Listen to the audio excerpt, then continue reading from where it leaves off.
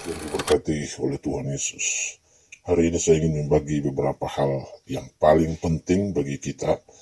Hal-hal seperti yang saya bagikan ini sering dianggap remeh, sering diabaikan oleh umat Kristen atau orang Kristen yang memiliki pengertian yang dangkal, yang memiliki pemahaman yang buta dan sudah mengkultuskan seorang pendeta. Nah, mari kita lihat hal-hal yang saya sampaikan. Yang pertama, Tuhan Yesus berkata bahwa jika kita ingin mengenali para pengajar palsu, pengajar sesat, maka kita harus melihat dari buah hidupnya.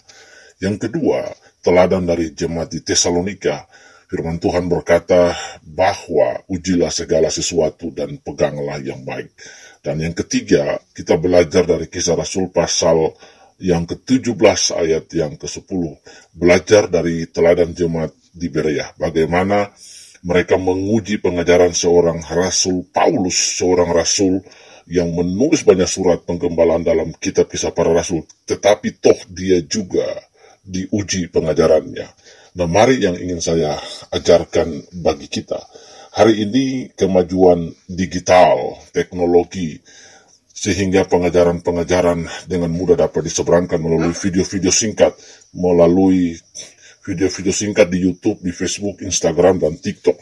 Dan siapapun boleh mengajar di situ, entah dia pendeta, dia benar-benar pendeta atau bukan pendeta, mengaku pendeta, entah dia sekolah teologi atau tidak sekolah teologi. Tapi orang bebas untuk menampaikan opini, dan orang bebas menggunakan label pastor di situ. Kita harus mengetahui dan melihat pengajarannya mereka dengan melihat buah hidup mereka, dengan menguji pengajaran mereka. Tidak lekas dan tidak gampang kita berkata amin kepada ajaran mereka. Harus diuji dulu setelah melalui proses pengujian, pengamatan, dan melalui filter firman Tuhan, kita bisa memilih memutuskan apakah pengajaran mereka baik dan benar. Kita juga harus belajar dari teladan Rasul Paulus.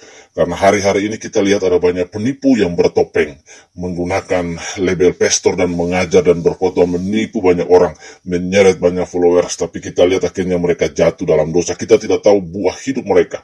Kita melihat contoh yang nyata baru beberapa tahun kemarin, bagaimana seorang gembala besar di Surabaya terseret dan akhirnya dia telah meniduri anak daripada donatur besar di dalam gerejanya selama belasan tahun, dan kemudian hari ini masuk di dalam bui. Dan kemudian ada seorang pendeta muda yang beken juga, tetapi kita lihat gara-gara hidupnya tidak menjadi contoh dan teladan, seorang anak muda yang lulus dari Indonesian Idol yang dulunya bukan orang Kristen, tapi setelah itu menjadi orang Kristen.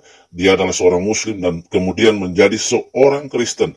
Dan gara-gara pendeta atau pastor yang mengaku pastor ini berhidup dengan orang ini dan tidak menyeteladan, akhirnya si wanita Indonesia yang lulus Indonesian Idol ini kembali ke agama semula karena perbuatan pastor ini. Banyak orang tidak tahu kehidupan dari orang-orang yang ada, yang tiba-tiba muncul dengan berbagai gaya yang nyeleneh dan kemudian menyampaikan firman Tuhan. Karena itu kita harus berhati-hati mengikuti seseorang, tidak saja pengajaran, tapi menggunakan mata, telinga, logika kita. Apakah yang disampaikan? Lihat buahnya, uji pengajarannya, teladani contoh jemaat di Berea, supaya Anda tidak tertipu dan Anda tidak tersesat. Jangan taklid buta, jangan fanatik buta, dan jangan mengkultuskan orang. Hanya Tuhan Yesus yang disembah. Tuhan memberkati. Mari cerdas.